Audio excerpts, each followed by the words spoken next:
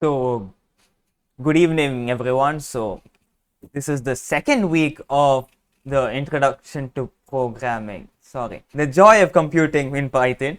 And if you have any questions of the last week, please feel free to ask immediately. And yeah, otherwise, we'll get on. And I hope to have like two sections to this class.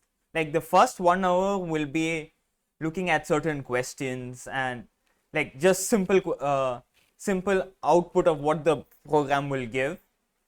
And the second half, I'll ask you to write small programs about different things. Just to clarify, my voice is not echoing, right? It's fine, and there's no massive disturbances. Just thumbs up if it's fine. Oh no, is it not fine?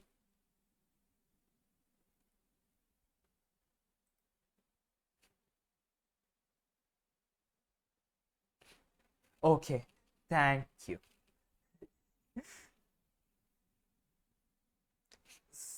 So I guess we'll begin with really easy questions. Like for example, what's the output? We can remove that. So what's the output for this? Should be fairly trivial. Okay, we'll make it easy, even easier first.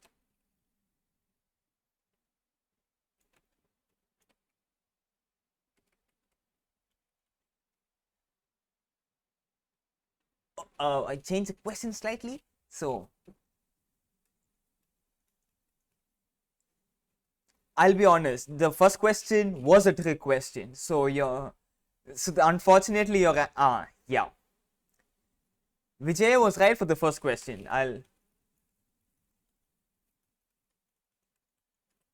So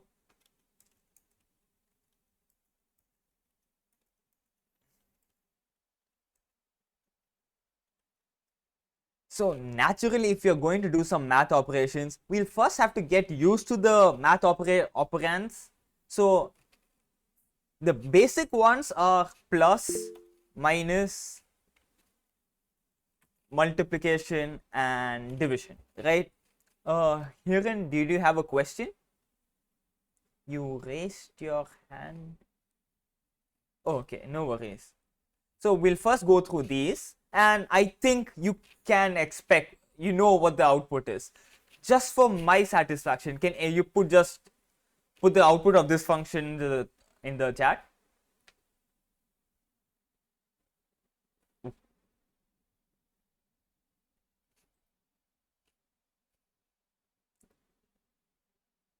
Oh no. Yep, that's perfect. So like we can just run it and see, yep, that's exactly what you get. So there's only one small thing, like you have 1.0 instead of 1. Does that make a difference? Not really. Like essentially, when you're doing division, you're expected to get an integer, sorry, a decimal value, right? So because of that, when you do division, you will naturally get 1.0 to denote that it might be a, like, it can be like 1.5 or something, right? So that's the only main difference. But in addition to this, we have other functions also. Like for example, this is for finding exponents. So if I want 3 to the power 3, I would have done this, and you can see that. Another really useful function is the percentage operator. Could you guess what the percentage operator is? Sorry, trick question. You probably can't guess. The percentage operator gives you the remainder. So if I run this, yeah, this time I'll get 0, but it's more fun if I give a better run. So if I do 5 mod 2,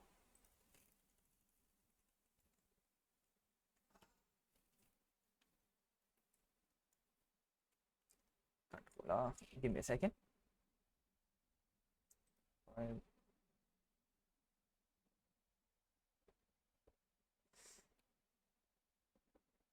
I'll just do something great.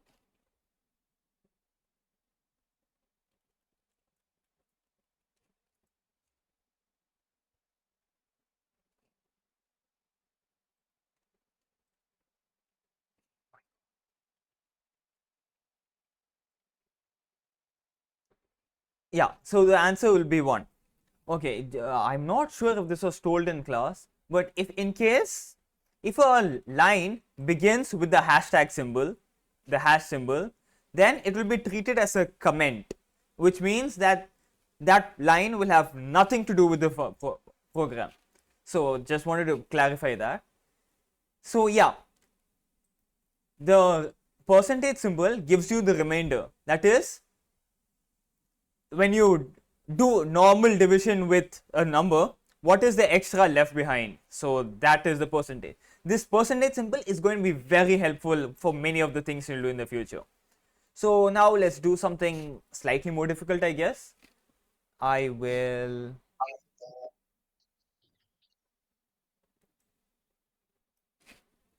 Okay, so. Okay, what's the output for this?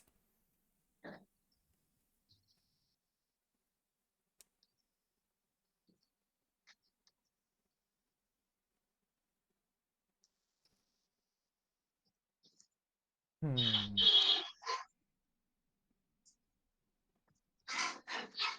I am very sorry. I have tricked you all again. Okay, the easiest way to go through this, is to go line by line, right? So the important thing, okay, one very useful concept in Spider is the existence of breakpoints. So if I put breakpoints, if you see they'll become red, that means it will pause the function, pause the program as it goes. Okay, so instead of running the program normally, I will have to debug the program. Like normally you'll just run this. And by the way, the answer is 2, 2. I'll show you why. Actually 2, 2. Actually, I should.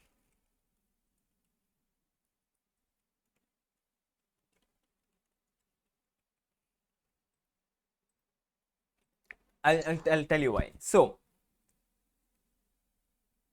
when you click debug file, what essentially, like, we programmers will always make mistakes in our code. Do not worry. It'll always, like, even if you've been 10 years into programming, you will make mistakes. So we need to find a way to identify those mistakes, and that is why we have debuggers. You'll only get proper understanding of why a debugger is after you code it yourself and things like that. But I'll show you how to use it anyways. So for Spider, if you click the green thing, it runs the program. And just to show, the output is 2, 2, 2 and 2. Now, why is that the case? This is not what I expected. Okay, we'll debug the code to see what happens. So when I debug the code, it essentially goes line by line. Okay, and when I go line by line, sorry, just I made a small mistake. When I press a debugger, it actually goes straight until the first breakpoint.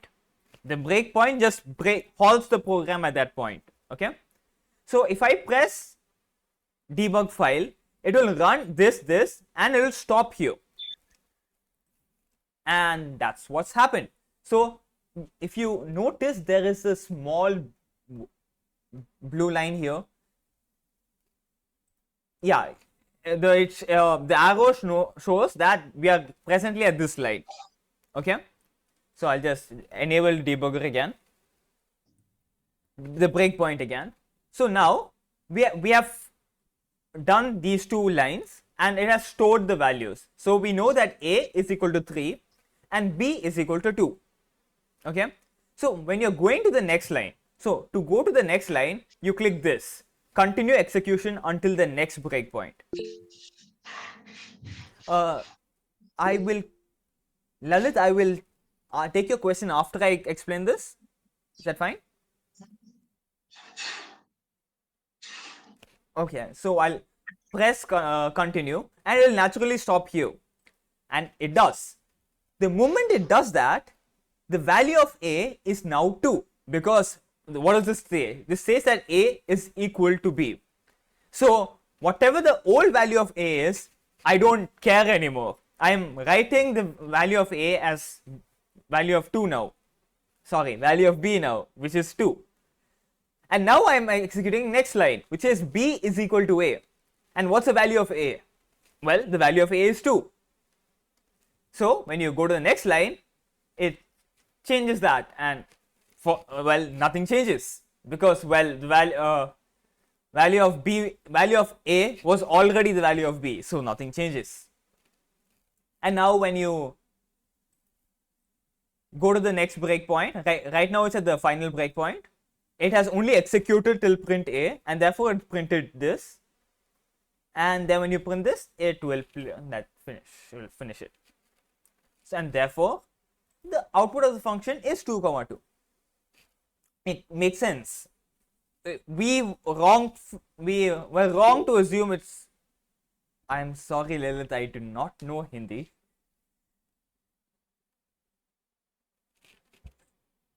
Okay, anyways, so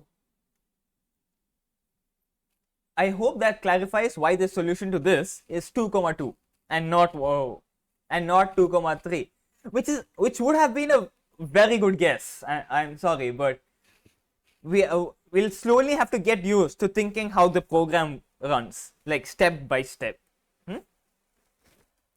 So now let's go to another function. This is going to be very trivial, like just want to get people used to the concepts. So the output for this will be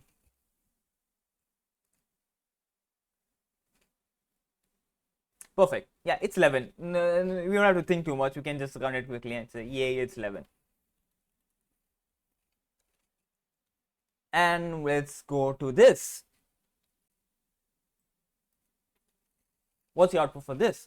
I will. Oh.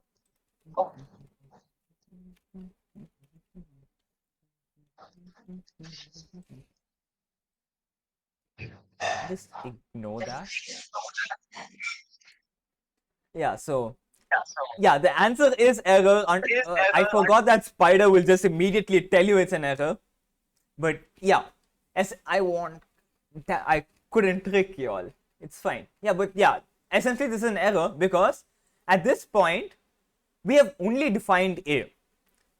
Before I use B here, I should already have given it a value. And because of that, this is wrong. I'm not allowed to do this. Very understandable. And yeah, we can run it and we can say a very logical error, like it properly tells you name error, the name B is not defined. That's very self-explanatory to me. Now we'll go to the next question, which will require a lot of thinking. Actually, I will make things.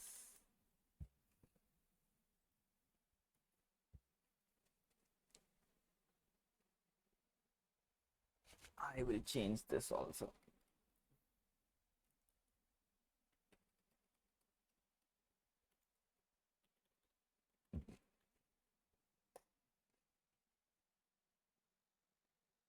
Okay, you guys are correct.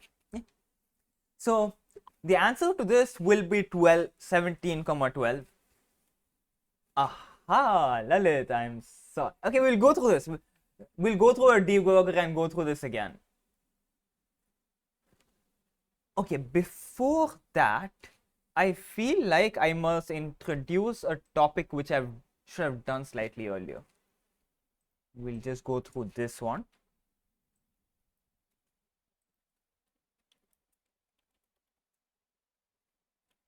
So okay, in now I've added that b is equal to 5, so it will work, right?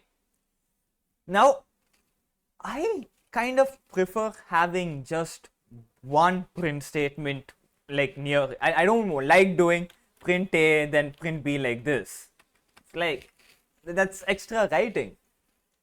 So we can do this in one line by putting this, but when you do this, yeah, that's. But what if I want to write a is equal to 9 and b is equal to 14? So for that, I'll have to do weird things like a is equal to b is equal to, put a space here, and now you run and you'll get, I forgot to put space, I mean comma. Yeah. So now I'll get like a is equal to 9 and b is equal to 14. Yeah, that's fine, it works, I guess. But this is ugly.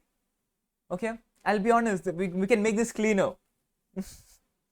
So the thing is, Python has a concept called formatted strings. So instead of, okay, I told in the previous class that we have types in programs. So here we can see the type of things. So here a is the value 9 and therefore it's an integer naturally. B is the value 14 and therefore it's also an integer. Here before the class started, I had made a variable called class. I made a variable called class and I gave it the value. Class will begin at 6 p.m. Class will begin at 6 p.m. is not an integer. It is what programmers will call a string, and therefore it has a type str, string. Okay. So if this a equal to, this is a string. The way you write strings is by putting quotes around anything you want. So I could have written, and that's a string, a is equal to meow, whatever that means.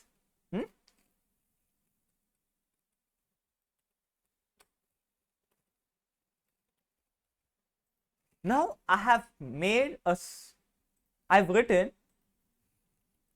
that a is equal to 3. Now is a an integer or a string?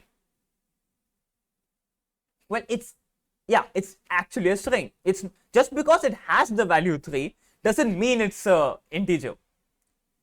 You would have noticed this in class, because when you take I'll cover this later again a couple of minutes later, but when you take the value from an input, it's actually a string and you have to convert it to an integer before you use it. So in this case, a will be a string and therefore I won't be allowed to do this. This does not make sense. How can I add a string to an integer? So that's not, how can I add letters to numbers? Doesn't make sense, right? Anyways, so there's a concept so there are strings in Python, and if you write a letter in front of the if you write specific letters in front of the string, it will think of it as a different kind of string. For example, if I write the letter R, it becomes a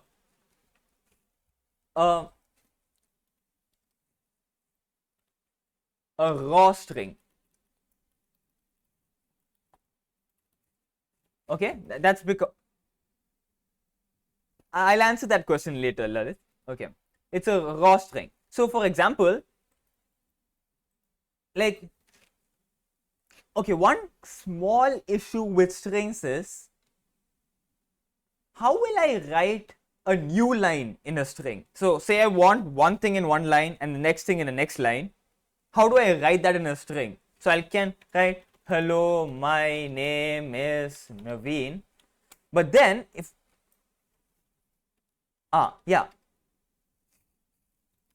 So I can't continue the string across different lines. So I have to do something called a new line. Okay. If I put /n, that means I don't need this. Yeah, this is fine.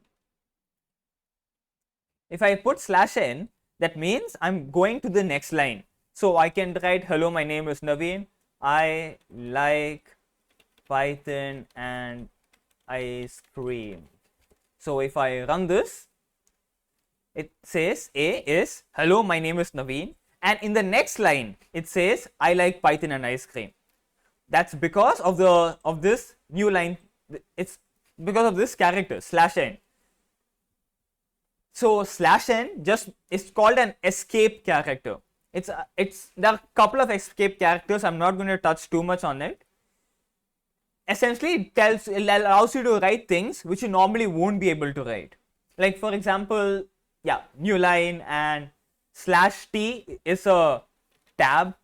So if I do this, it will put tabs. Okay. Now, but what if I want to write /t itself, right? Like for example, in the case of, if you're writing a file path, like you see the file path, C:/users/amd/spider. So now if I just put a slash, hello, okay. So if I put a slash now, it will say, hello, my name is Aveen. This is not what I want. I just wanted the slash there. What if my name was /Naveen? So in this case, and this is more useful when you have multiple slashes, like say in Windows file paths, you can use a raw string. So if I put R in the front, it becomes a raw string, and then it just ignores every escape character, and you have to go like that. Cool. So that is the purpose of the raw string. Okay, and there are many more reasons you can use raw strings, but this is one example. Like you want to see the string as it is. But sometimes you just want to format the string more. You just want to have all possibilities to do it. And for that, you use f strings. F string stands for a formatted string. Okay, why do? Okay. So f string stands for a formatted string, and it allows you to put variables inside the string directly. So if I do this, what happens is anything inside the curly brackets will be replaced to their Python variables. Okay. So if I write this, it says A is equal to, hello, my name, add the escape character again. Yeah. So F stands for formatted string. Essentially, I am formatting the string to have A inside. You can see how this is useful when you have multiple variables. A is, B is equal to 5, C is equal to 8.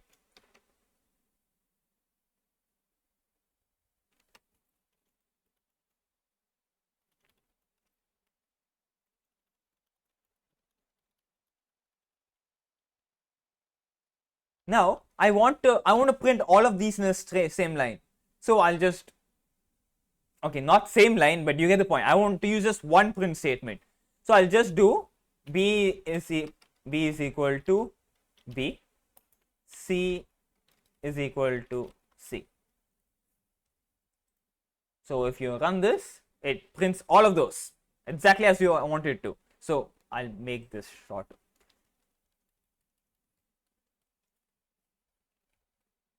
Yeah.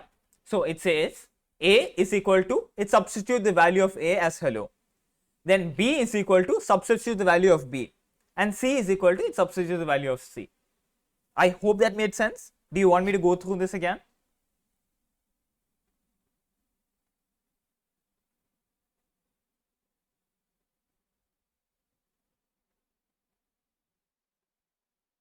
So the idea of an f string, okay, wait. Okay, you want me to explain about f strings again? I'm so sorry I asked both questions at the same time. I should have just stuck with one.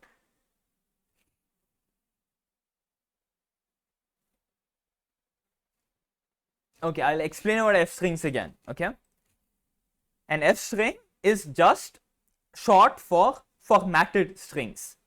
A formatted string is a string in which you have formatted values inside. So we will work here. So if I say a is equal to 5,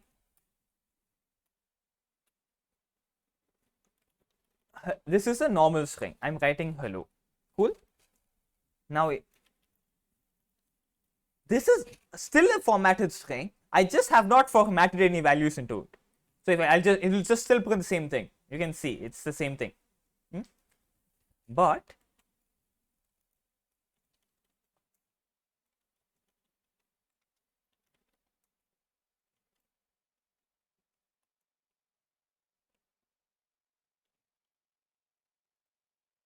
now it has a value to format inside, right? So hello, I have dash number of chocolates, and this dash number of chocolates is the value of a we have. It seems a is 5, so this will print hello, I have 5 chocolates. F strings are just a very nice way of substituting values inside a string.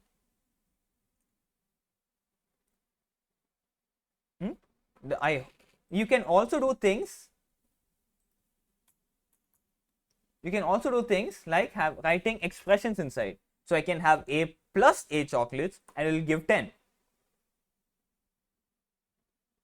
So that's the basics, and that's mainly all you have to know about f strings. There are small cool things about f strings, like I think if I write a question, oops, give me a second. Okay, I'm using Python 3.9, that's why. So in Python, in one version, in the latest version of Python, you can add things at the end of f strings, and that will format the things even better. Like for example, I hope this one's there. So if I write 3.1411527, okay. So let's say a is a small approximation of pi. I can write a colon dot to f. Yeah, essentially with a little bit many of these are there online, so I'll tell you how to get to these. Essentially what I'm saying here is I'm having a formatted string and I'm printing the value of a. Now okay, you can see that the a is no longer an integer. A is a float. Float is just the way they represent, Python represents numbers like fractional numbers, okay? Not really fractional, but like decimal numbers, okay? So f stands for float. A colon means I'm going to change a in these ways, and I'm going to just have, after a decimal point, I'm putting 2 values. So if I want 3 values instead, I'll go like this, okay? Sounds complicated, but it's not too bad. So every time I have a question, I just search fstring Python and go to first value or something.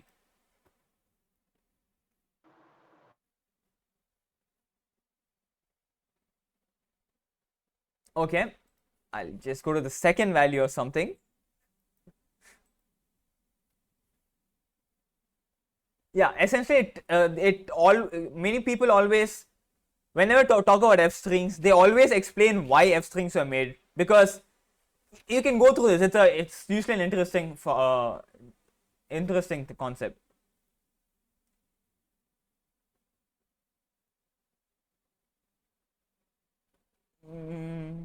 There, yeah, essentially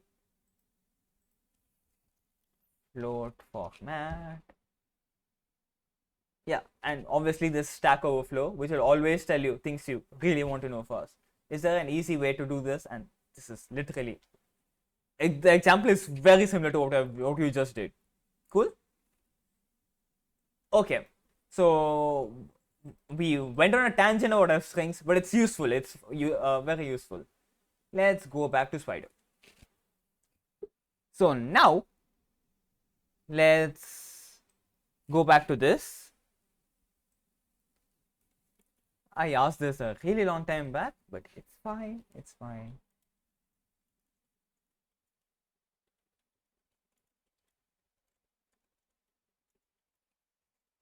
So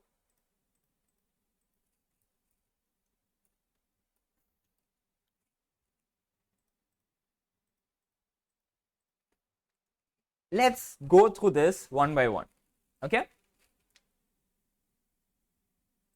When the program starts, it runs this and says a has a value of 12. Very cool. In the next line, it says b has a value 17. Very cool. The next line says a. Let's ignore what's inside a first. We'll look at the right side. So yeah, right side. So here we are saying a plus b. What's a plus b? A plus b will be 29. So we are saying a is equal to 29.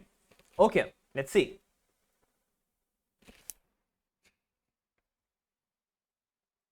We are saying a is equal to 29. That's right. That's what we've got. The next line we are saying b is equal to a minus b. We always look at the right side of the equation first. The right side of the equation says a minus b. Now what's the value of a minus b? 29 minus 17. That's 12. So that means this thing essentially is b is equal to 12. Let's see. Yeah, b is equal to 12. Now we are saying a is equal to a minus b. Ignore the left side again. What does the right side say? Right side says a minus b. 29 minus 12. That's 17. So we have a is equal to a minus b, and that gives us a 17. And finally we print, and that's what we get. Cool. So this is one question you will always, if you study other languages like C++ or things like that, you will always come across this among the first to learn how to swap variables. Like if you look at this, we did lot of effort into just swapping this variable, right? But Python is very nice because Python allows you to swap variables in a much shorter way. So in Python, you can swap variables like this. So this looks very complicated, and it might be if you have not seen this notation before. Essentially, Python has a concept called tuples. Okay? Tuples are essentially just lists of numbers. So 1, 2, 3, 4, that's a tuple, and this is just list of 5 numbers. I can have 1, meow, 1.5, sorry, 1.4, and that's another tuple. Okay. So when I'm doing this, Python knows I'm talking about a tuple.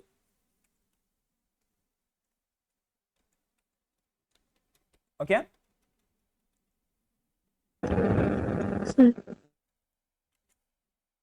So what's happening here is I'm having a tuple on the left hand side, sorry, right hand side, and the tuple is 17, 12.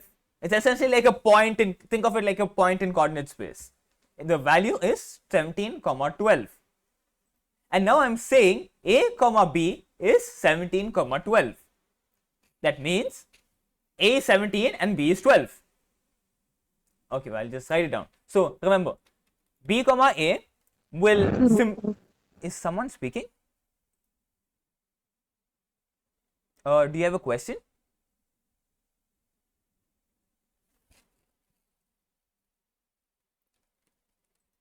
If not, I will continue. Okay, so Well, look at the right hand side first. The right hand says B comma A. What's B? B is 17. What's A? A is 12. So now I'm saying A comma B is 17 comma 12. Obviously that means A is 17 and B is 12.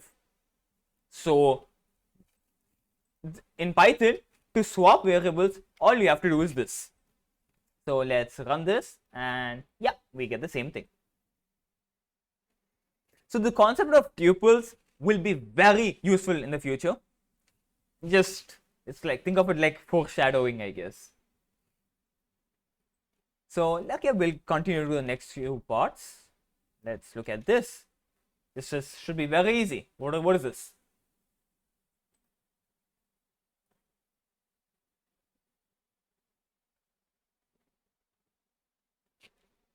I hope I'm audible. This should not have been. Yep. Hello there, Karthik. Okay. Now, essentially, just like maths, we have the operators plus, minus, and things in maths. There are different operators for different things. For strings, you can add strings. You can also multiply strings with a number. So I can do C multiplied by 4. This makes sense. This just means saying hello there many times. So if I write this, yeah, it says hello there, hello there, hello there, because 4 times, right? So those are the main operations you need for strings essentially. Okay. Now we'll go to something slightly more, like, not complicated, but we have to go to the next topics, right? So what's the output for this?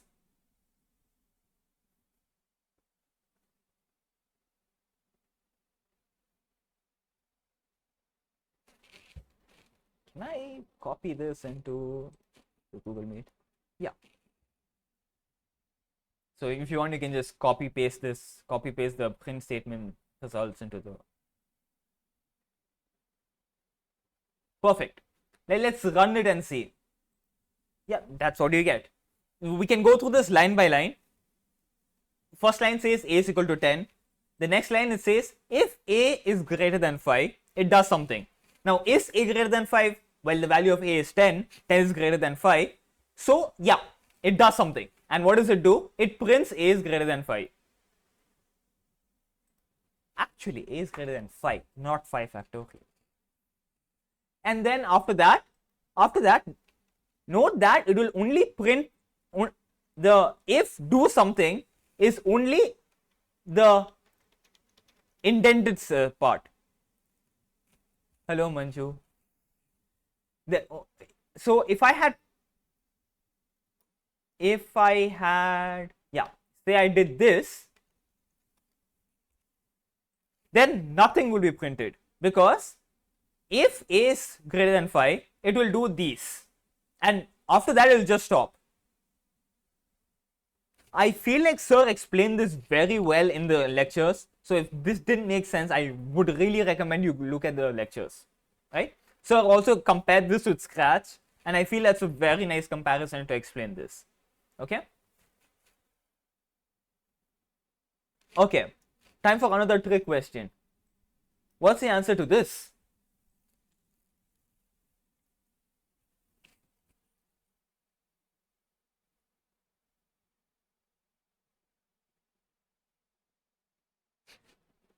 Is that right, Karthik? Yeah, I can't trick you all. It is right. Yeah, essentially, we'll go step by step again. A is equal to 10, 12.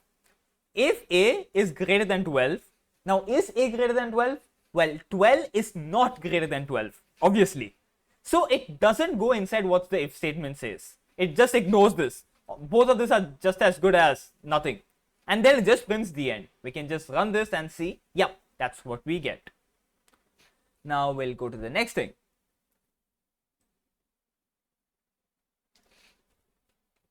For this, I'm kind of introducing something slightly new, but it should be very obvious once you look at it. So what do you think this will print? There are two new concepts in this, but yeah. Perfect. Yeah, it will print this is a teen because now this Python allows you to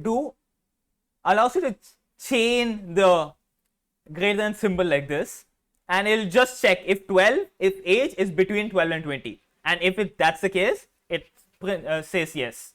Okay. So if this was 21 instead, it will print not a teen, obviously, because 21 is not between 12 and 20. But on the other hand, if I did 15, it says it's 13. I hope this made sense and it's not too complicated. Yeah. If I'm going too fast, please do feel free to unmute yourself and say I'm going too fast or things like that, right? Now, what's the next question? Okay, time for loops.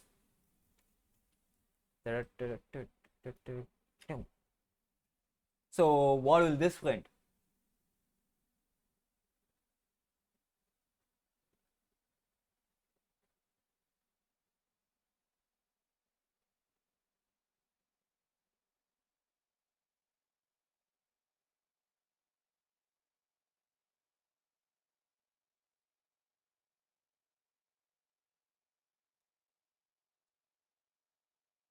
Yes, only one of you have gotten it correct. I've tricked all of you. I'm so proud of myself. So, yes, the answer is it prints A 10 times and then it prints over. Because, okay, so here, we can go this step by step, but let's just go through it. We can debug this and go through it, but I think it'd be better if I just explain it first. So first, it says A is equal to 10. Well, nice. So we are setting A as 10. For I in range, okay, we'll make this slightly easier. Let's change this to I first. If I change this to I, this will print it will print all the values of I as it changes. So let's just put a breakpoint here to see how it goes. So what range does, it's a range between 0 and that number. So the last number is it goes till 10, so it will stop at 9. So this will print 0, 1, 2, 3, 4, 5, 6, 7, 8, 9 and then prints over. Okay, so Tejasvi, you're almost right. In general, in most programming languages, things always start from 0.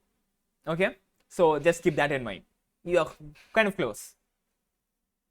So if we can debug this and see it will make perfect sense. So in beginning I'm saying A is equal to 10, I is equal to, okay, so when it range 10 starts at 0, right? So if I continue now, it prints 0, changes the value of I, prints next value of I and changes it again and just keeps doing it. So if I just remove this breakpoint and continue, it will do this thing correctly.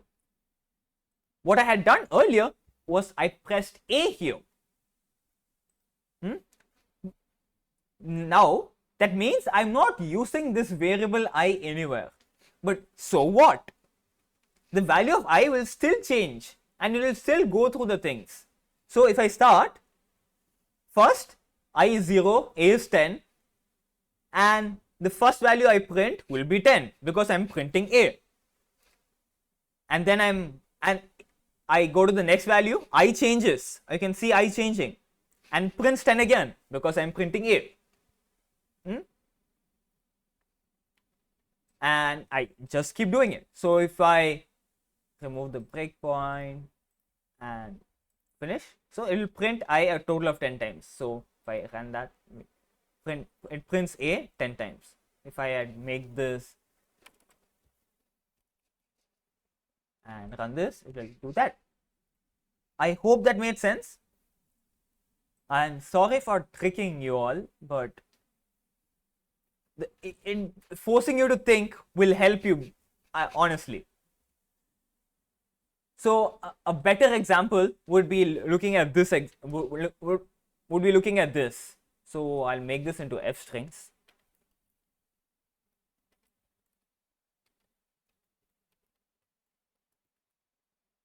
Yeah. So what do you think this will print?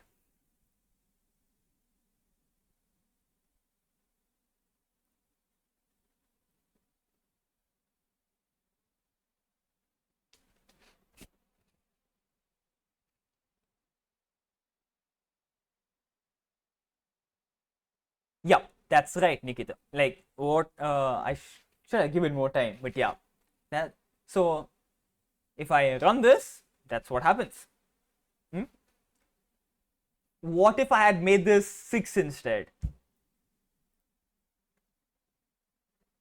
I think it's obvious, right?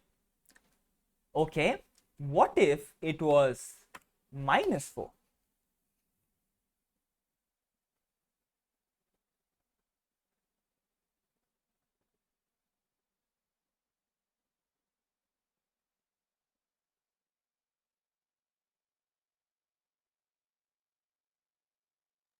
Once again, yeah, Sneha is right. Essentially, it'll just print done.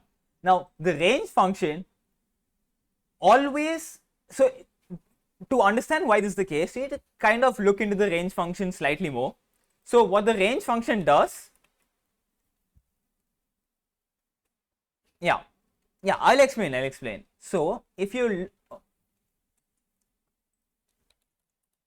yeah, so whenever you write this, when you write many functions in Spider, it will tell you what happens, okay? So, first few things might not make that much sense, but let's ignore that for now. What does the next thing says? It returns an object that produces a sequence of integers from start to stop and splits it by the step. Okay. If start is not given, it defaults to 0. So range of 4 will produce 0, 1, 2, 3, 4. I. So VS Code explains a little more, but okay. Now, essentially, the thing is, there are default values. So, the default value of start is 0. The default value of step is 1. And if stop is less than start, it will just not do anything. Given that you have not given a step. So, for example, let's just play around, play a little. So, I in range, we will ignore this, we will remove this, and we will change these. So it's always start, stop, then step. Okay, now all of them start with st. So if I just do this, it will be exactly as you normally see. It starts from 0, goes till 10 at an interval of 1 each, right? If I put this 2, it goes by steps of 2. So 0, 2, 4, 6, 8. Cool? Similarly, if I put 3, it will go 0, 3, 6, 9. It can't go after that because after that is 12, which is outside the stop. Now, if I put -10 instead, nothing happens because there's no way you can go to -10 if you add 3 every time. However, I can make this -3 and now it will just go back. I hope this part made sense. I'm starting at start, then going till -10 at steps of -3. It will take a little time to get to think of it in your head. Okay? So, but if the thing was normally like 1 there, it can't do anything. There's no way you can go from 0 to -10 by adding 1 every time. That doesn't work. So, in that case, it will just not give a value. Let me just check one thing. Control C. Yeah.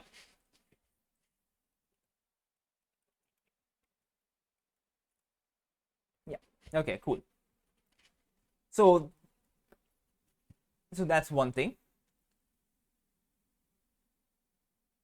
Okay, I'll just quickly go through this. I mentioned this slide earlier, but I've written in my notes, so I'll just add this again. So what will this print?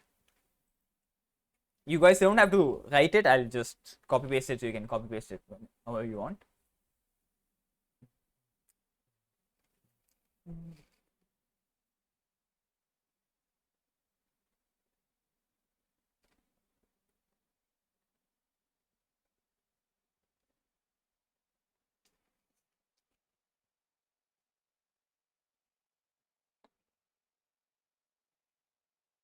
Oh, by the way, this is not a trick question. Okay. Yeah. Yeah. So it will give a is divisible by 2 and then prints the. So let's just print, and yeah, that's exactly what you get. Essentially, I wrote this to show you how the percentage operator works, the remainder operator works. I didn't change my notes after it doesn't matter. So I hope this made sense. Secondly, I'm also using this some slightly new thing here, and like, yeah, here what this means is I'm checking if this is equal to this. Note that this 2 equal to is fundamentally different from 1 equal to. I am sorry to say that 90% of you will confuse this eventually one day, and you'll spend like 10 minutes wondering why your answer is wrong. I have done it, many other people have done it. It's inevitable. Like, essentially, in one day you might accidentally just do this and it will just screw things up, but it's okay. Yeah, if you're using Spider, it will give an error, so that's nice. Some other editors might not point out it's an error, so yeah.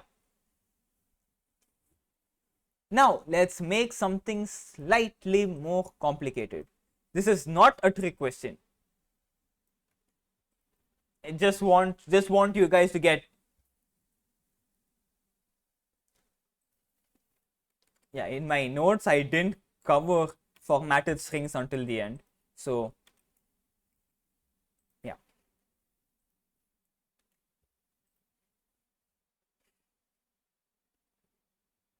So I hope the concept here is simple, right? You will understand what's going to happen.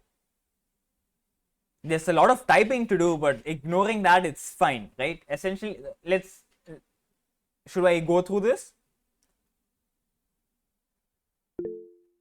Harini, do you have a question?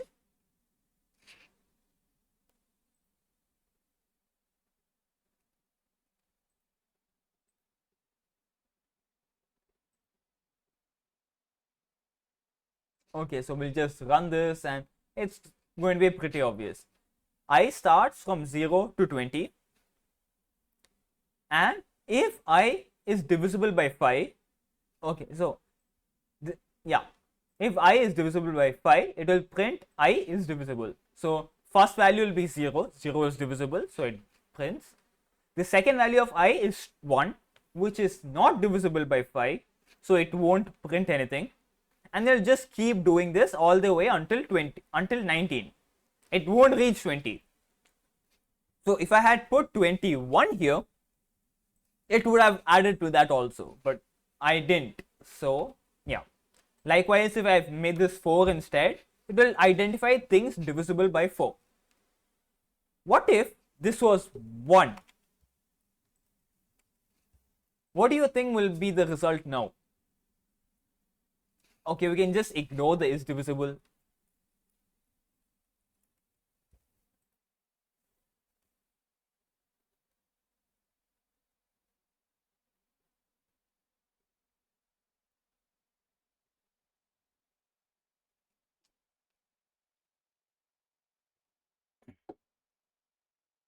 Yep, Karthik is right. So that's what we'll do. Essentially, it will go through the thing.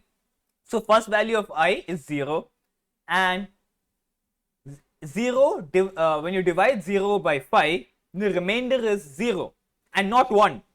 So if 0 is equal to 1, which clearly is not, it will have to do this, but it's not. So we just go to the next value of I. The next value of I is 1, and the remainder of 1 after dividing by 5 is 1. And so it will print that. So if you run this, we get that 1, 6, 11, and 16, and done. I hope that's cool. Now, the have not a trick question, but an interesting question. What do you think this will do? Okay, I'll just put.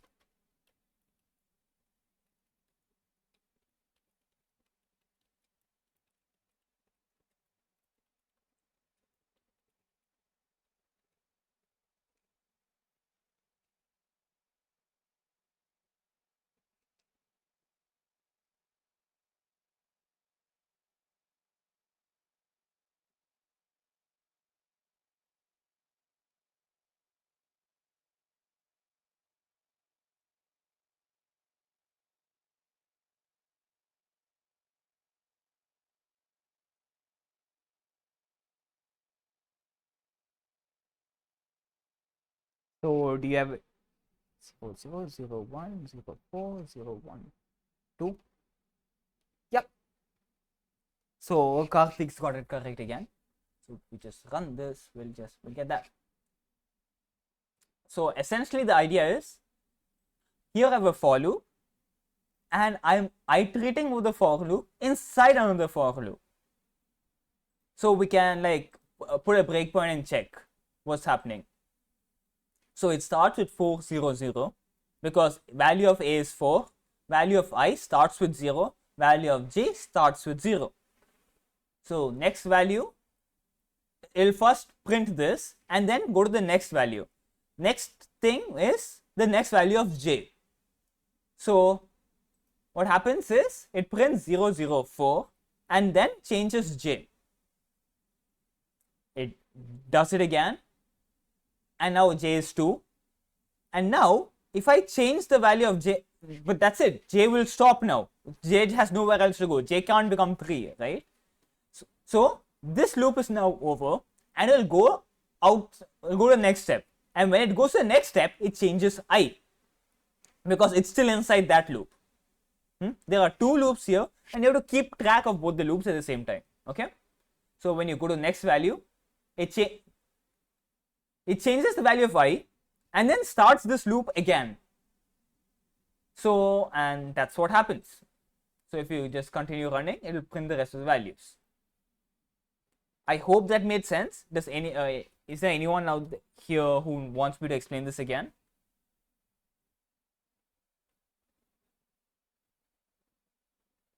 Okay, very cool. Let's go to the next question then. Okay, Senthil, I'll explain. Okay. Another way to explain this, I can put a print here. Okay.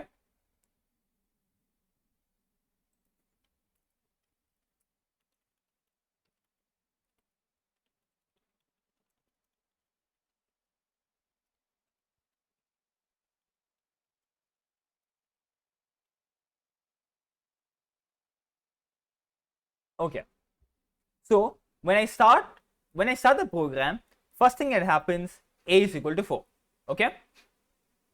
After a is set to 4, it will print starting the loop. To make it even easier, I'll print one. Ending the inner loop.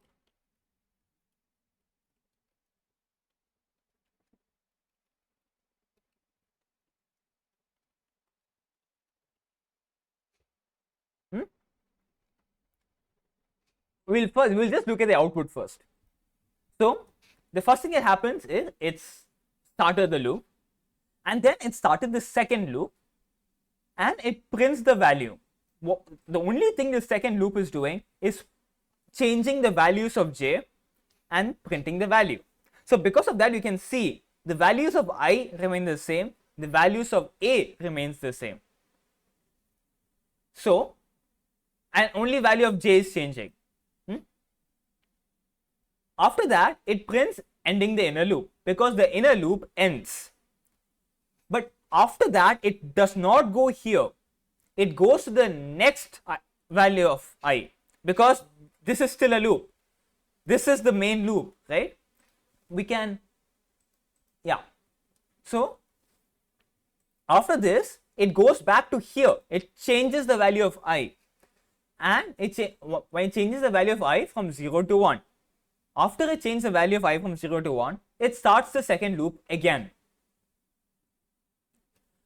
After it starts the second loop, it will do the thing and print the values. So again, the value of I does not change inside the second loop.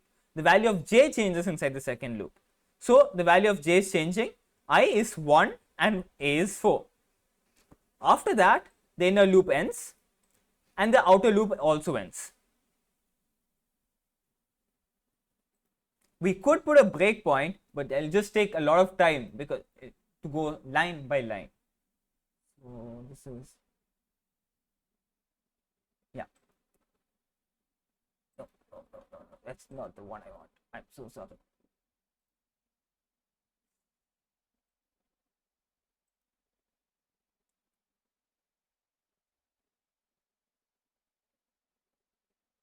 Oh, I like the tools in VS Code better. Okay, doesn't matter. We'll just go line by line.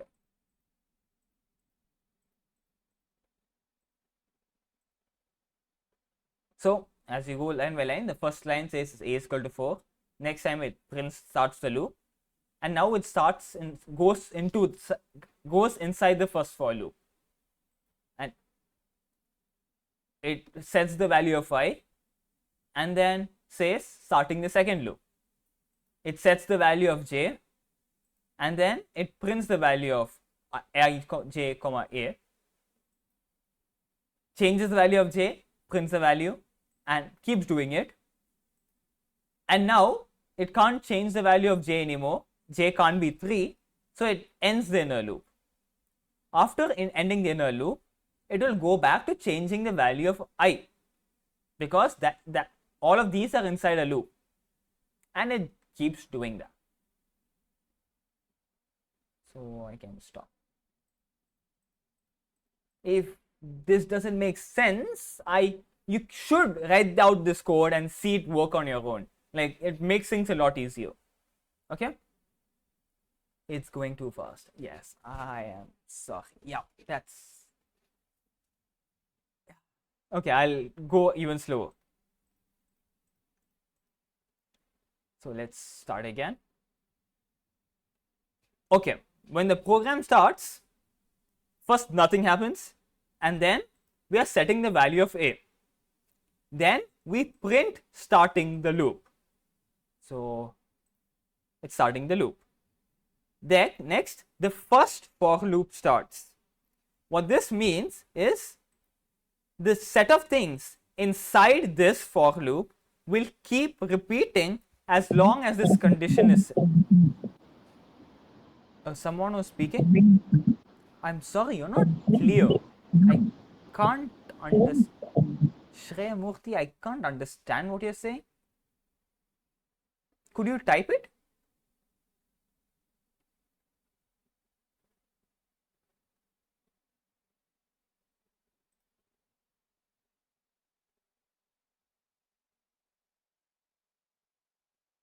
Okay, while you're typing, I'll just continue a little. So everything inside this loop will keep repeating until for this iteration, for as long as I is in the range from 0 to 2, it will keep repeating this. So we'll just keep that in the back of our mind, and we'll look what's inside. So inside the loop, it says print starting. Okay, wait, right now we are here. So we'll as we are going here, we are setting the value of I first. The loop is starting. So when the loop starts, it sets the value of I, and we have not done anything after that. Now we are entering inside the loop, and we are going to print starting the second loop. Yeah, Bala, you had a question?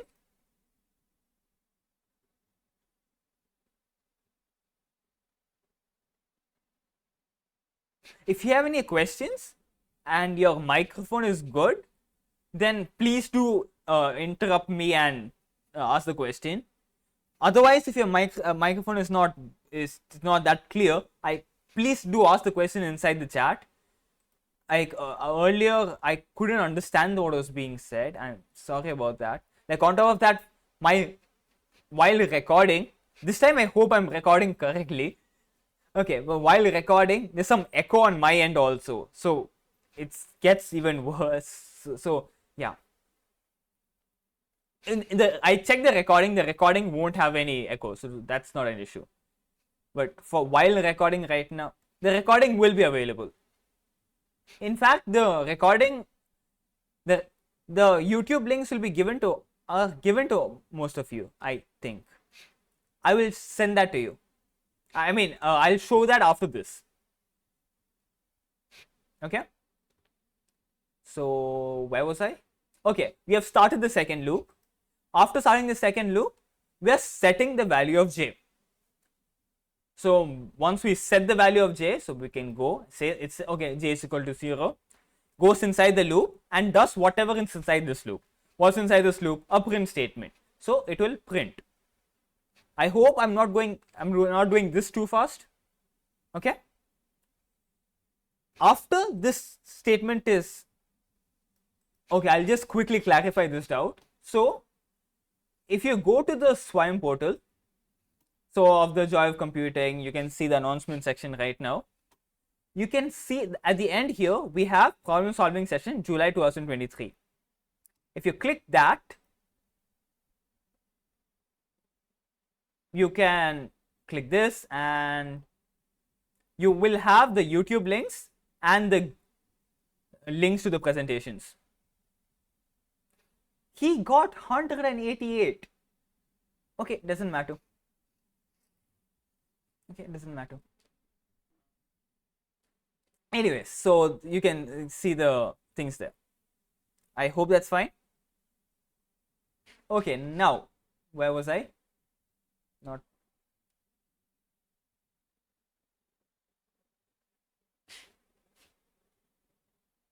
That's weird. Okay. Spider. Okay. Okay, we finished the inside this. We have. Okay, so once this runs, we are going to the next value of j because that's the next loop, next loop thingy, and inside that it will change the value of j. The value of j changed. Then we going back inside the loop and we print the values. What are we printing? I, j and a. I is 0, j is 1, a is 4. So we'll print that. And then we change the value of, we finish this loop again, I mean this iteration of the loop again. So we go back here and we check what's the next value. The next value of j is 2. And it prints the thing again. And now it goes back here. What's the next value? Next value of j should be 3, but it cannot be 3.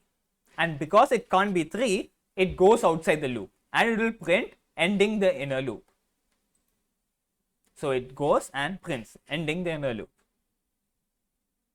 And fortunately or not, now this loop is done, but the outer loop is still running, right? So it will do all over again. So after this, it will go here and check, okay, what's the next value of I? Next value of I is 1. So it will change that and it will go inside the loop again. That's what a loop is. It just keeps doing things again and again, right? So it goes inside and you print starting the second loop. You're printing and the thing repeats slowly and it'll just do the same thing again. Goes here, but this time I only goes till 2. The next value of I would have been 2. So we are done. It does nowhere else to go. So it goes, it checks. It'll be like, okay, what's the value of I? It should be, okay, it can't be 2, so it ends the loop. So that's a small introduction to a double for loop. You will get a hang of it. It just takes a little bit of time and practice to get used to it. I highly recommend all of you code this on your own and try to make it run. Okay. So I have given you a bunch of questions. I mean, all of these, right? So all of these questions will be found in my GitHub repository. So inside week 2, you will have what's the output and with all the things you have done so far. Okay. You can copy this and paste it in your thing to make it to see the results. After today's class or next class, I will include the answers also. I didn't want to spoil the answers before the class, right? So there's that. But as you see, there's one more thing we're going to do. This is what we are probably going to be doing for the rest of the class. Where did it's here? Okay.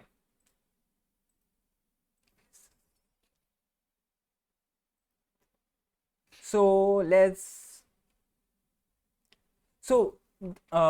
just like you saw the link for the GitHub, you saw the link for the presentation, YouTube links, right? In that link, I will also add the GitHub link there. Okay. Yeah. So we'll first start with a very simple question.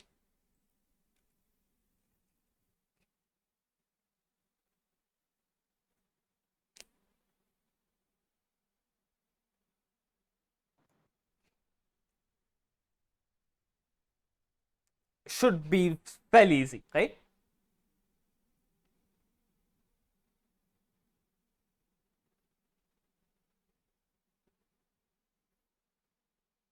Yeah, we have to use the input function. So the way to use input function is input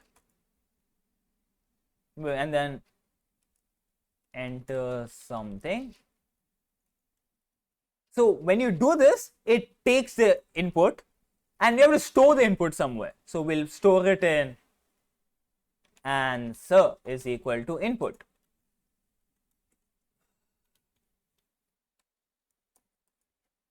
And now we have to print it. So we'll do print answer.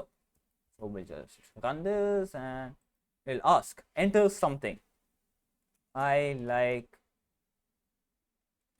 oops, chocolate, and it prints chocolate. Now,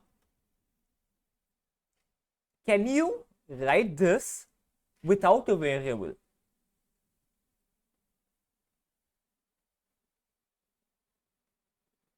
Can you like do this in just one line?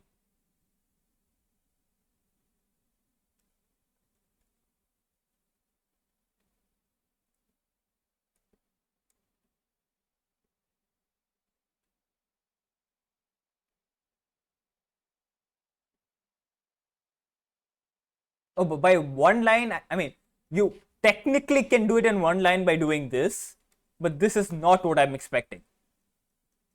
By one line, I mean one, yeah. Note that if you don't put the semicolon there, it's an error. So you have to put the semicolon, but and after you put the semicolon, it's fine. But is there a way to do this without having a variable?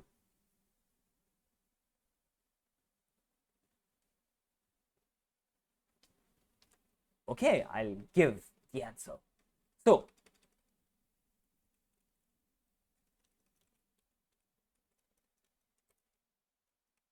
so what does this mean? So here we are taking the input. Yes, Bhavika is right. So essentially what's happening here I'm taking an input and I'm storing it in the answer. Then I'm printing the answer. So all I have to do is take this and do it like that and we'll get the same thing. So I'll just run this, enter something, cat, no, QWERTY, and it prints QWERTY. I hope this made sense. So one of the later classes you will learn properly about functions, and essentially print and input are functions, and these are a very integral part to programming. So it will be very important for you to understand these. But for now, all you need to know is the print and input function. Okay. So we'll try the next code. So control A, control.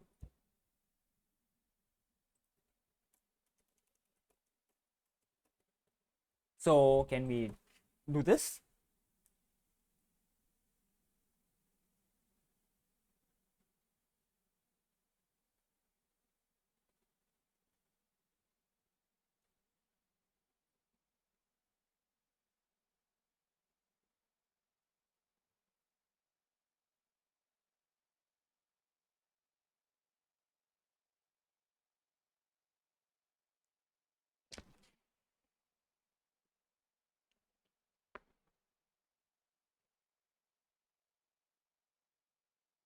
I hope the screen is not too small anymore.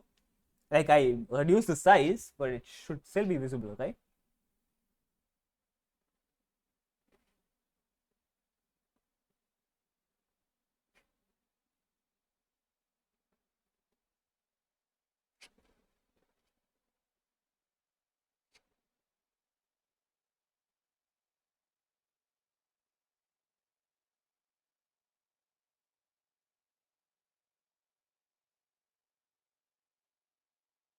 Yes, that's a nice way to start.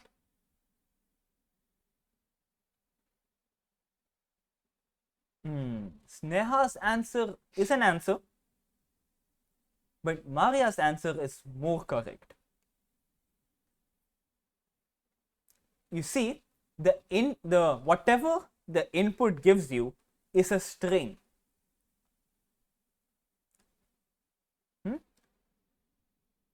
So before you do anything to that thing, anything to the input, you must convert it to a number. If you don't convert it to a number, you're trying to take a square of a string. Let's write it down. So user input is equal to input and a number. So this is the I know this is wrong, but okay.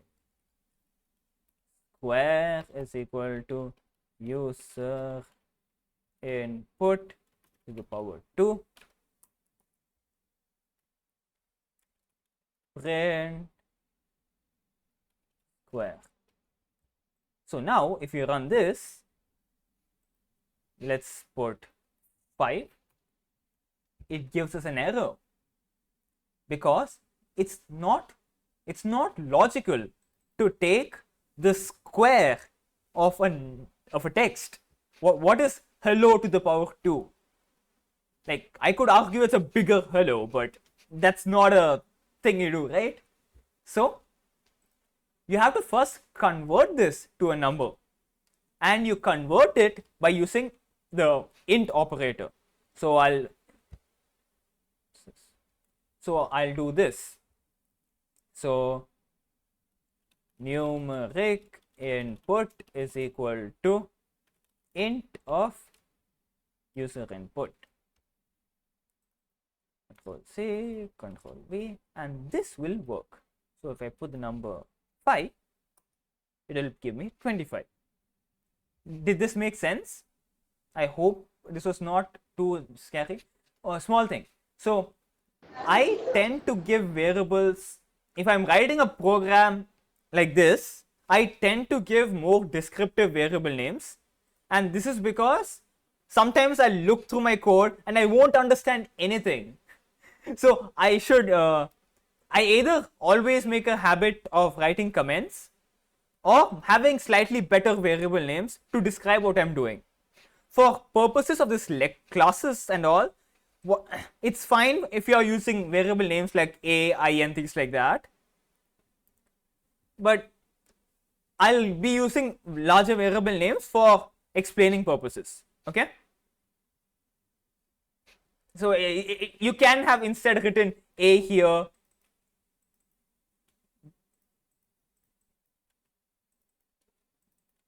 But you can see how this is less descriptive. Like, I can look at this, but I need to understand the code to make sense of what's happening. But on the other hand, if I keep my variable names like this, what's happening is kind of understandable from the variable name itself, right? So if you're writing projects on your own, I would really recommend having descriptive variable names. And some people might be like, but it takes more time to write. That's not true. If you're using a good text editor, then you just have to write some of the letters, and you'll have autocomplete options. So you sometimes have to write more letters, but it's worth it.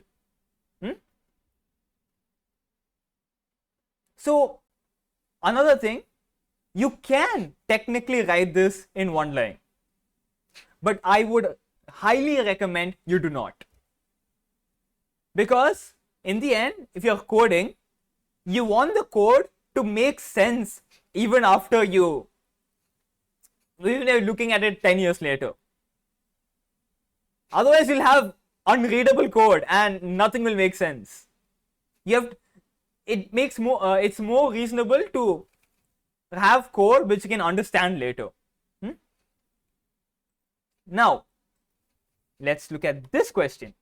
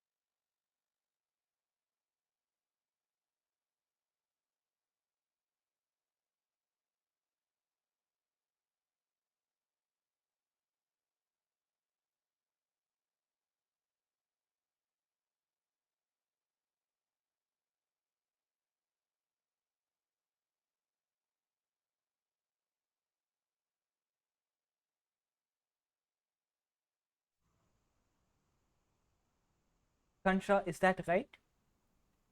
You missed a word?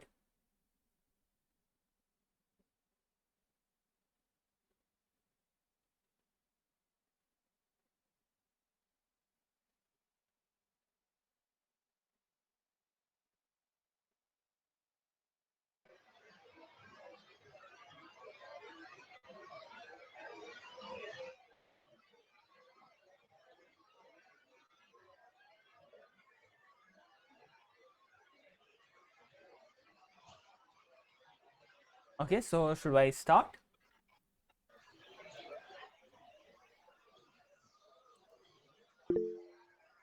Yeah, that's right. You should have written that. Yeah, cool. And after that?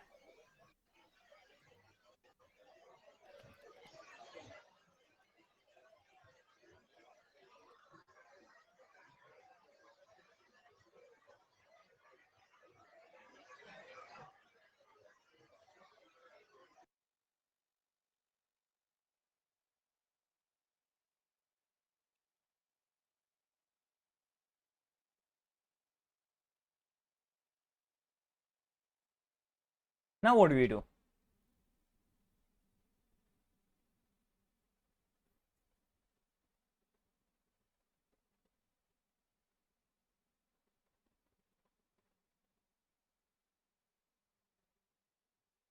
How?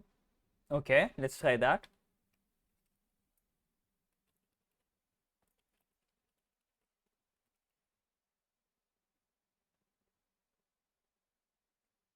Yeah, we should do this first. We should include the int. First is equal to int of first. Second is equal to int of second. Yes, that's right. Print first, else print second. Okay. Did the three steps to this make sense?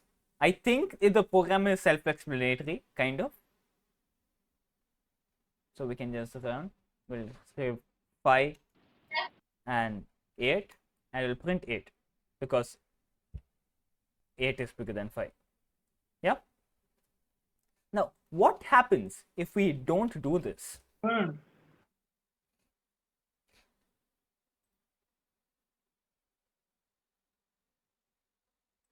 What do you think is going to happen now? Well, let's run. We'll give 5, 5 and 8, and still give the same answer. Interesting. Okay, we'll try something else. We'll run it again. Okay, we'll give 15 and 8. Oh, why did this happen? Essentially, if you're comparing, the hint was always the int here.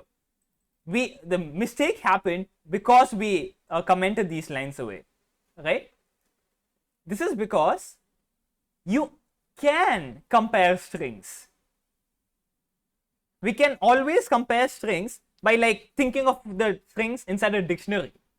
Say we have two strings, we can find its location in the dictionary and place one above the other. So for example, aloha will be placed before Bernoulli. So if I check aloha, aloha will be less than Bernoulli. I can't spell him. Bernoulli. And that's true. Because A comes before B, right? But in Python, it's slightly more complicated than that because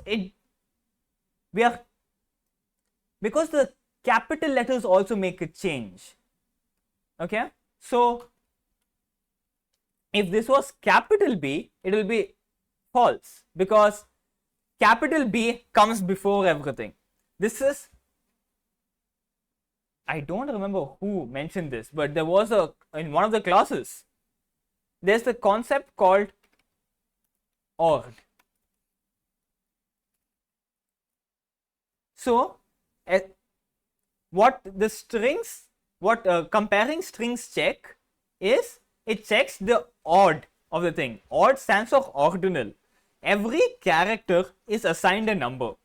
Okay, so the character A is assigned the number 27, so 97. But the character capital A is assigned the value 65. Yeah, this is called the ASCII value. Okay, so when you're comparing strings, you're actually comparing like checking the ASCII value of two things. So the ASCII value of B will be 66, which is less than the ASCII value of 90 of small a, which is 97.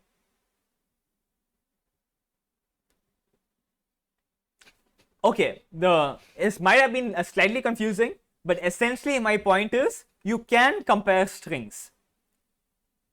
Okay, so this might be interesting notice. What do you think the ASCII value of 1 is? Yeah, I'm sure you won't be able to guess this. You have to know. The ASCII value of 1 will be 49. You would have thought it's 1, but it's not. If you put 1 0, what do you think will happen? Obviously, because the ASCII values you can only get the ASCII value of a single letter. 10 is not a single letter. So, okay, that was a slight detour to talk about ASCII values, but yeah, I hope that. So, essentially, having this int is very important. If you didn't have the int, you might get the correct answer once or twice, but it will be completely wrong actually. Very cool.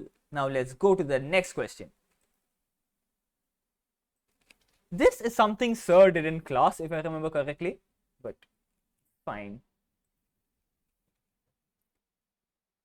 So I highly recommend you guys be coding this on your own alongside me or something like that, because in the end you have to code on a computer and you have to see the outputs yourself to make it work.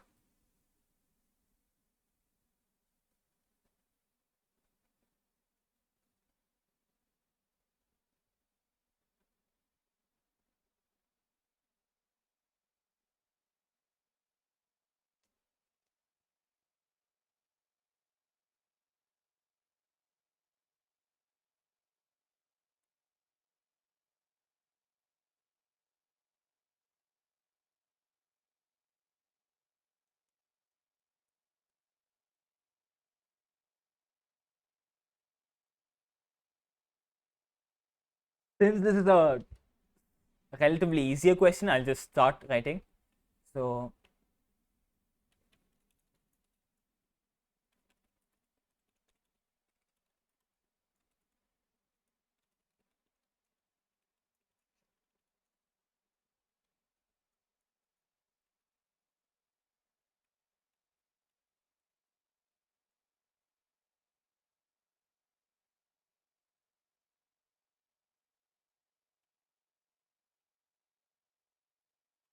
and in fact, this is much easier once you know f strings.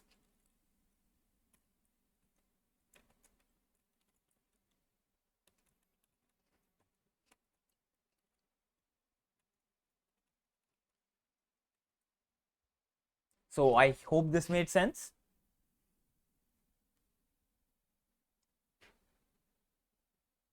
Thumbs up? No thumbs up.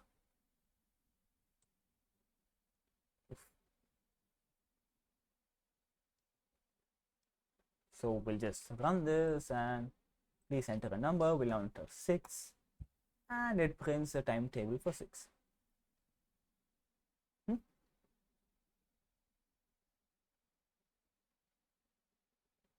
Yay, thumbs up. Okay, so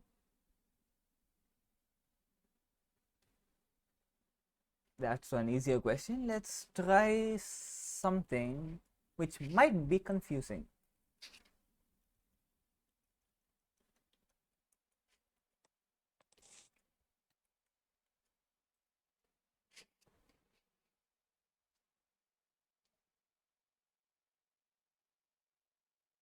I hope this question is clear. So there will be like two ways to solve this. One will be using two for loops. Or is it? Can you solve this by only using, can you solve this using two for loops?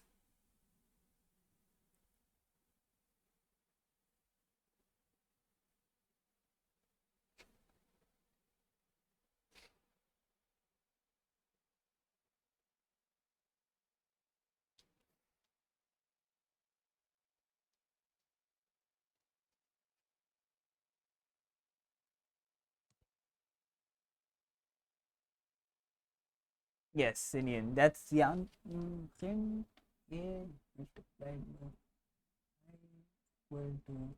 Yeah, that works. That works.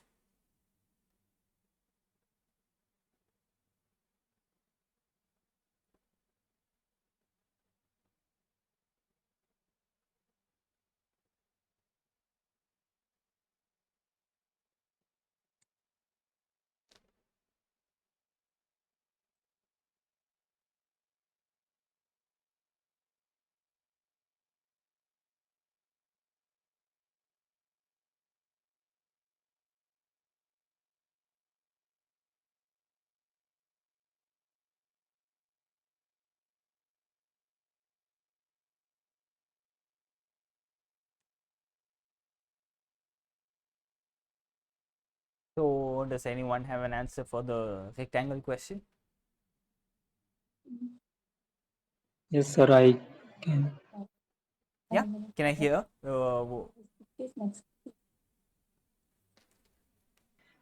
Okay, Sir, I am writing. okay. Wait. Yeah, I'll wait.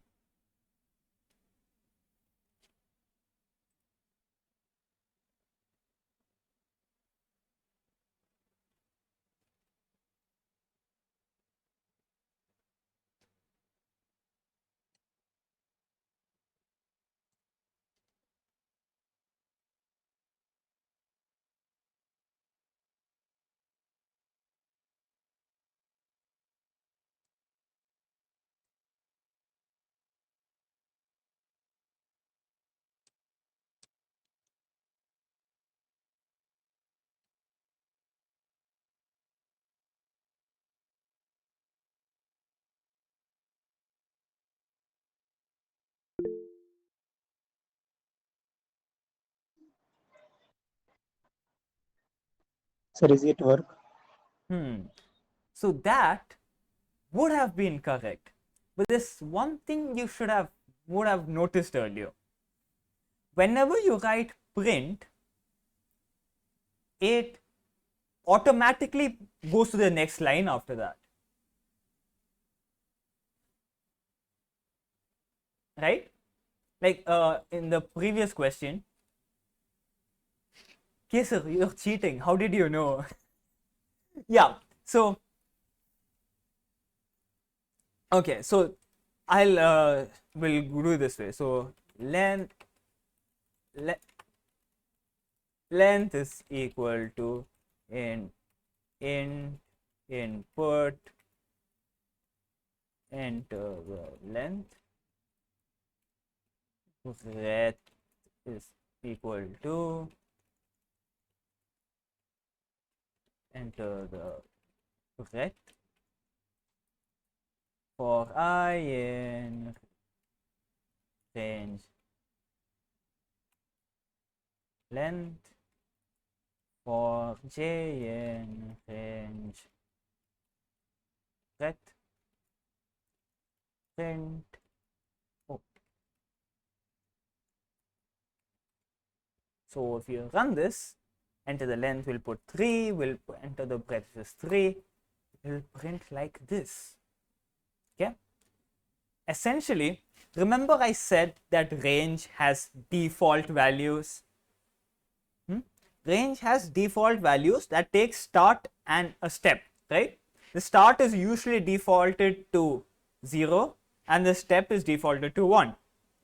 Similarly, print also has additional values. One of them is end. And if I say end is like the default value of end is the new line. But for this, we want the default value to not be new line. It should just not be anything. Unfortunately, Kesar made a small mistake. This is not enough. If I run this, now instead of a vertical O, I'll have a horizontal O. But that's not what I want.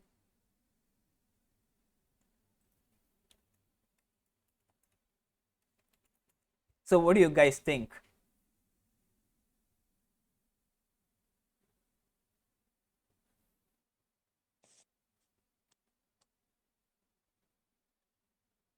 How should I complete this? Yep, that works. So after this loop, I can just put a print. So now I can put 3 and then 4. It makes a square of 3 rows and 4. Who is speaking? Vijay Lakshmi, do you have a question?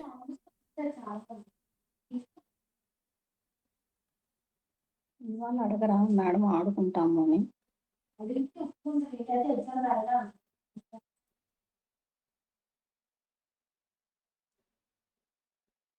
Okay, so that's this question. Okay, and wait, what's this in? Okay, so sometimes you don't need the variable you're using to loop over. So for that, you can insert, like in this case, we didn't need the values of I and j, right? So instead of saying I is so and so and j is so and so, you can just ignore the values by putting an underscore there. Okay? So this will behave exactly the same. Because for I in range length and you're not using the value of I, so there's no advantage of assigning that value of I that way. This is useful in certain cases because you might already have a value of I from some other function and you don't want to change it. So in order to not make things confusing, it's better to do this way. Yeah? But in case you do want the value, you can always change it back, but that's not a big thing, right? Okay, we are putting the value, we are putting print here because after this, we have printed 5. Okay, for the let's say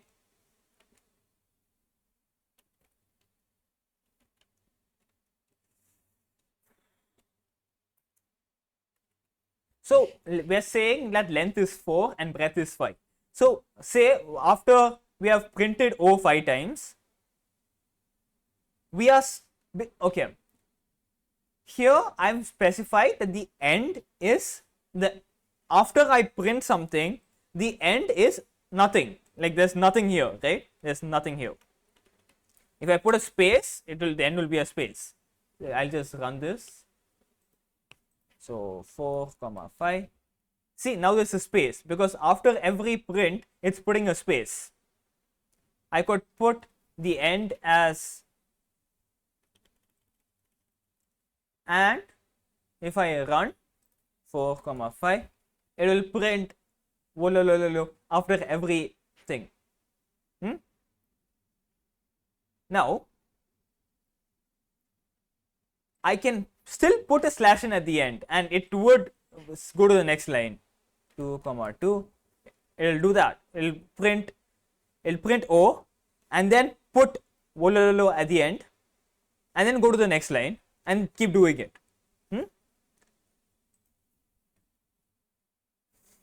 So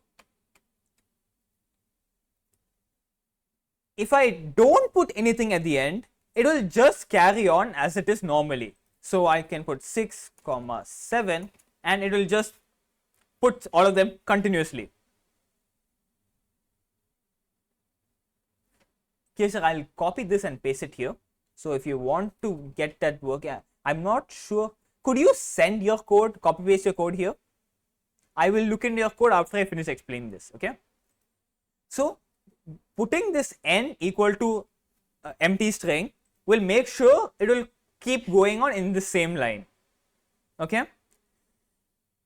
Now if I don't, after this loop, after I do the print this once, I need to go to the next line, because if I don't go to the next line, I'll just carry on printing here, which is not what I want.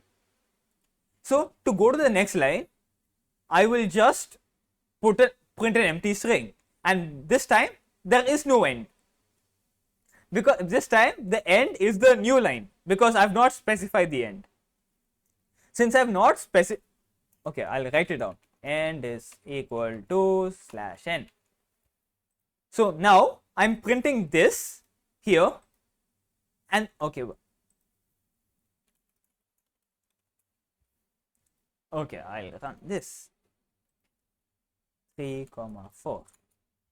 So it prints this 4 times, 1 2 3 4, and then it prints this and goes to the next line. That makes that, so we need to do that so that we print the rest of the O's in the same place, right? Admittedly, I could have done this instead, I think. Okay, I can't. I have to put empty string. Yeah. So if I put empty string, it does not put the end of loop 1 here. Instead, it just prints an empty string here, and by default the thing goes to the next line after that.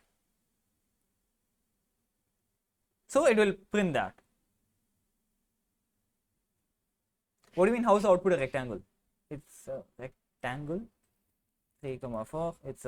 It's shaped like a rectangle. It's a rectangle made out of zeros and O's. Like a rectangle. Like I could instead make a square if I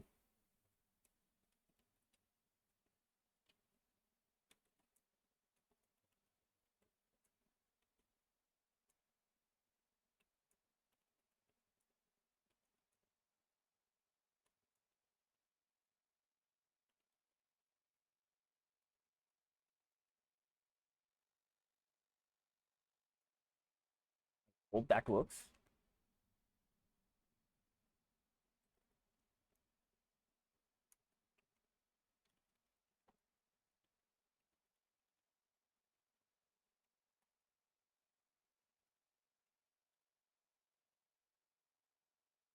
Please work. 4 comma 4.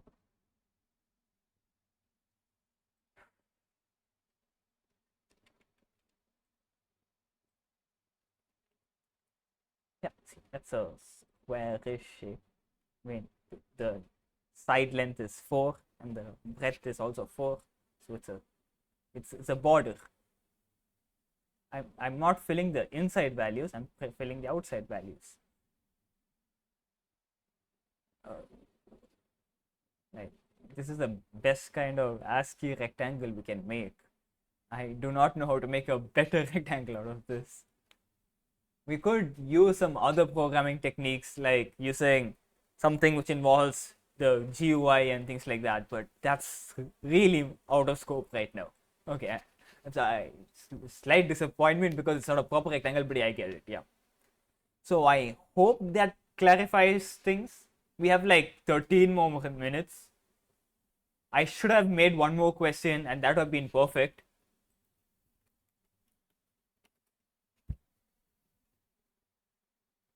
Is there, I mean, we can go through this if you want, how I just drew the borders, but I think the thing, you can kind of make it, you can kind of see how it makes sense, right?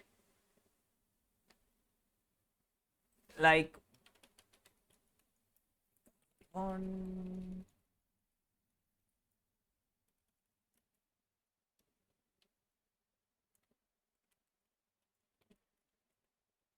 I, J,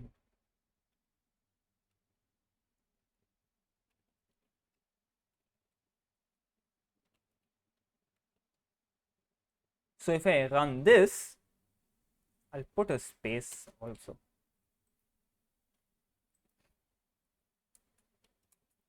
So essentially, everything here, like at every point, I'm having I comma j values for everything.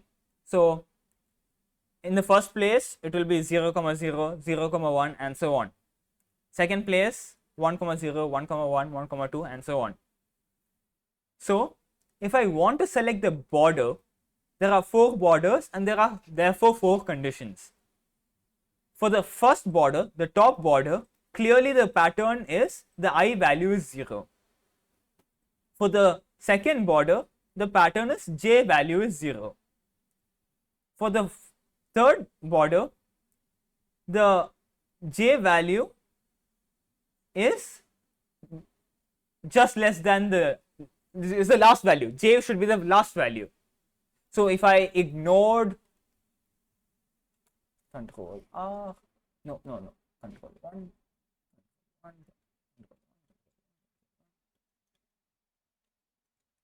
percentage, colon. So if I do this, you'll get an L shape, 4 comma 5, because here I'm just printing values for this corner and this corner, for this edge and this edge. I'm sorry I mistook edge and corner all this time. I'm quite sorry about that. So for this edge and this edge, we are printing the values of 0. So we'll get an L shape. This edge will be the last value of j and this I edge will be the last value of I. So we can include that with this.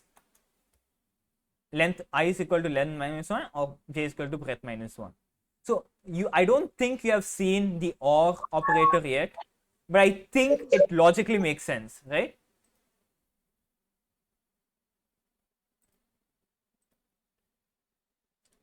So you will properly understand how this works in a few classes. But yeah, I went through this incredibly quickly. I'm sorry about that. Yeah, I went too fast, didn't I?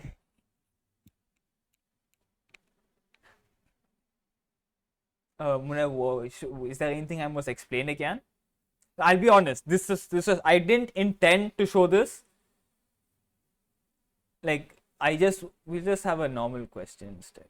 So control one should still work. 4 comma 5. Yeah. just ignore everything what the if statement just now. That never happened. Or maybe in a few classes time you'll understand about or, and then you can come back to this lecture and be like, okay, so that's what's happened. Otherwise, I'm always free to explain this in next class when it's actually more relevant. Like this week's class mainly only has, like, I explained about Anaconda last week, so I hope it's all fine with everything's fine about that. And then we looked at variables, we looked at inputs, and we looked at loops and an if statement also. We didn't look at the while loop, but I felt we'll do that next week.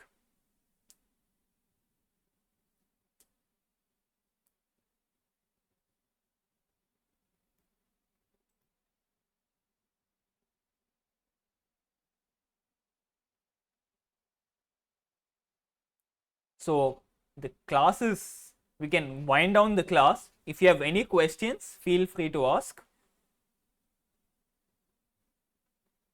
I'll be here till 8 o'clock. Okay, to get the link of the recording, so we first click problem solving session,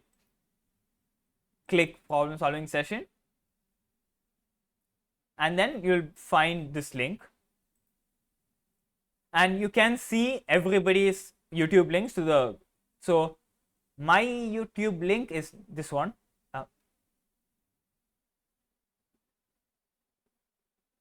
Okay, this is mine. Yeah. So if you open this, there's only one small mistake I had made.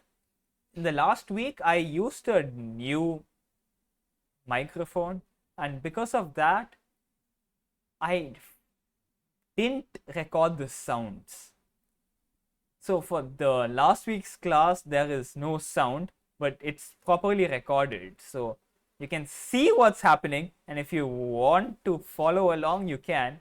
You just wouldn't have any idea what I'm saying. I'm planning to eventually upload a dub of the video, but that's not a high priority, I feel.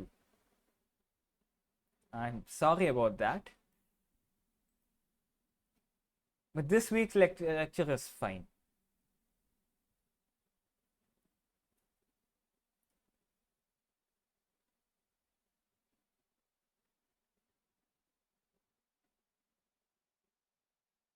So this is how you get last week's recordings.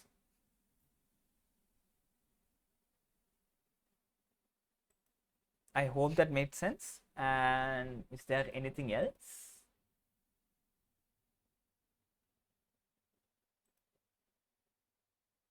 Yeah, like I will, just like he has added his GitHub repository, I will also be adding mine.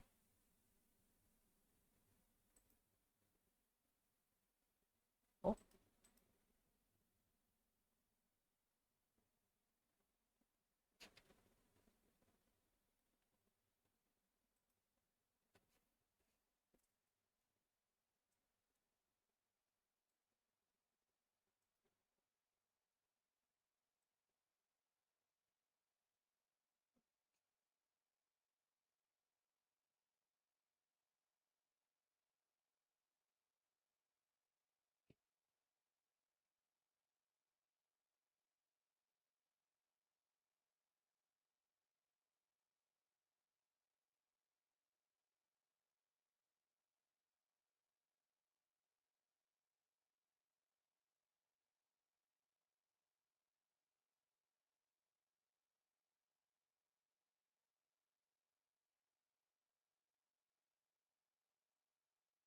Okay, so